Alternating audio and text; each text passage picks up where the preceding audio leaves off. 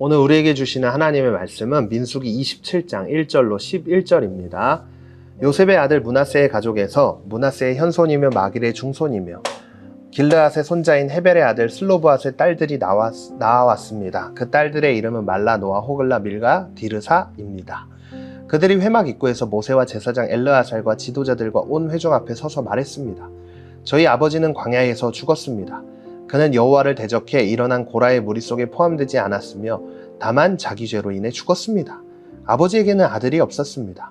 아버지에게 아들이 없었다고 해서 왜 저희 아버지의 이름이 그 가족에서 빠져야 합니까? 저희 아버지의 형제들 가운데서 저희에게 재산을 주십시오. 모세가 그들의 사정을 여호와 앞으로 가져갔습니다. 여호와께서 모세에게 말했습니다. 슬로브앗의 딸들이 말하는 것이 옳다. 너는 그들의 아버지의 형제들 가운데서 그들에게 유산의 재산을 반드시 주어라. 그들 아버지의 유산을 그들에게 넘겨주어라. 그리고 이스라엘 백성들에게 말하여라. 만약 어떤 사람이 아들이 없이 죽으면 그 유산을 그 딸들에게 넘겨주어라. 만약 딸도 없다면 그의 유산을 그 형제들에게 주어라. 만약 형제도 없다면 그의 유산을 그의 아버지의 형제들에게 주어라. 만약 그의 아버지에게도 형제가 없다면 그에게 남아있는 사람 가운데 가장 가까운 사람에게 주어서 그가 그것을 갖게 하여라. 이것은 여호와께서 모세에게 명하신 대로 이스라엘 백성들에게 판결의 율례가 되게 하여라. 아멘. 여러분들은 하나님을 향한 열정이 있습니까? 오늘 말씀에서 우리는 하나님을 향한 열정이 얼마나 있을까에 대해서 생각을 해볼 수 있습니다. 오늘 말씀에 등장하는 사람들은 슬로브앗의 딸들이죠. 슬로브앗이라는 사람은 아들이 없이 광야에서 죽었어요. 구체적으로 이 사람이 광야에서 어떻게 죽었는지 모르겠지만 어쨌든 아들이 없이 광야에서 죽었습니다. 아들이 없이 죽었다는 것은 상속할 유산이 있어도 그 유산을 받을 사람이 없다는 것인데요. 구약 성경 당시에는 매우 남성 중심적인 사회였기 때문에 여자들의 위치는 매우 낮은 위치에 있었어요. 그래서 여자가 아버지의 재산을 상속받는 것은 일반적이지 않은 것이었는데요. 하지만 오늘 그 슬로브앗의 딸들은 모세와 제사장들을 찾아가 이야기를 하기 시작합니다. 저희 아버지는 광야에서 죽었습니다. 그는 여호와를 대적해 일어난 고라의 무리 속에 포함되지 않았으며 다만 자기 죄로 인해 죽었습니다. 아버지에게는 아들이 없었습니다. 아버지에게 아들이 없었다고 해서 왜 저희 아버지의 이름이 그 가족에서 빠져야 합니까? 저희 아버지의 형제들 가운데서 저희에게 재산을 주십시오. 슬로브앗의 딸들은 이야기하기 시작했어요. 우리에게 아버지의 재산을 주십시오 라고 말이에요.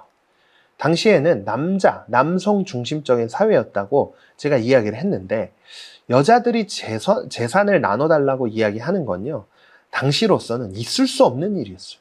매우 파격적인 이야기를 한 것이라고 이야기할 수 있을 것 같아요. 그렇게 모세는 이 이야기를 듣고 하나님 앞에 나아가 기도하기 시작하는데요. 그때 하나님은 이렇게 응답하셨어요. 슬로브앗의 딸들이 말하는 것이 옳다. 너는 그들의 아버지의 형제들 가운데서 그들에게 유산의 재산을 반드시 주어라. 그들 아버지의 유산을 그들에게 넘겨주어라. 그리고 이 슬로브앗의 딸들로 인해 성경 속 역사가 크게 바뀌는 것을 알 수 있는데요. 그리고 이스라엘 백성들에게 말하여라.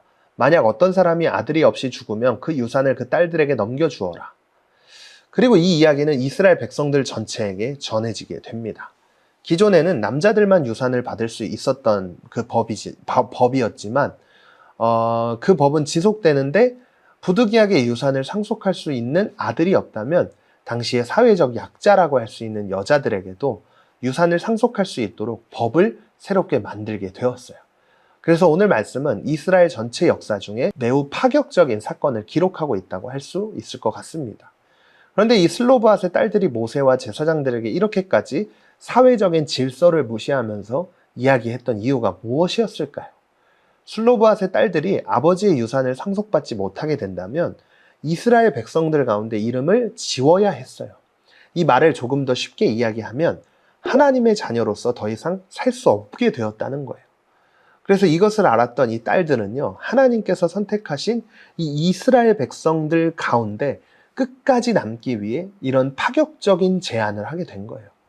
약속을 선포하시고 약속을 성취하시는 하나님의 자녀로 끝까지 살기 위해서 당시 여자의 위치가 낮은 위치에 있었음에도 불구하고 용기를 가지고 모세와 제사장들에게 찾아가 이야기를 한 것이죠. 하나님의 자녀로 끝까지 살아가기를 얼마나 간절히 원했으면 이렇게까지 했는지 우리는 생각해 봐야 합니다.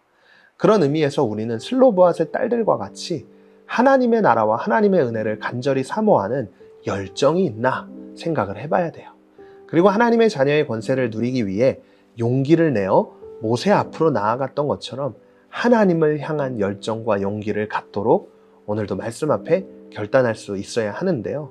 자, 오늘 첫 번째, 은혜의 자리, 은혜의 시간에 대한 나의 마음은 어느 정도인가요? 다른 어떤 것보다 하나님의 은혜를 놓치지 않으려는 열정이 나에게도 있나요? 두 번째, 슬로보앗의 딸들이 낸 용기는 이스라엘 공동체를 더욱 아름답고 공의롭게 했습니다. 오늘 나는 공동체를 위해 어떤 용기를 낼 수 있을까요? 오늘도 말씀을 기억하며 함께 기도하겠습니다. 하나님, 오늘 슬로보앗의 딸들을 통해 하나님을 향한 열정을 점검하게 해주셔서 감사합니다. 하나님의 자녀라는 것을 당연하게 누리는 것이 아니라 항상 하나님의 자녀로서 산다는 것이 얼마나 큰 감사인지를 기억하며 하나님 앞으로 더욱더 열정적으로 용기 있게 나아가는 제가 되도록 성령님 저를 도와주세요. 오늘도 함께 하실 하나님을 찬양하며 예수님의 이름으로 기도드립니다. 아멘.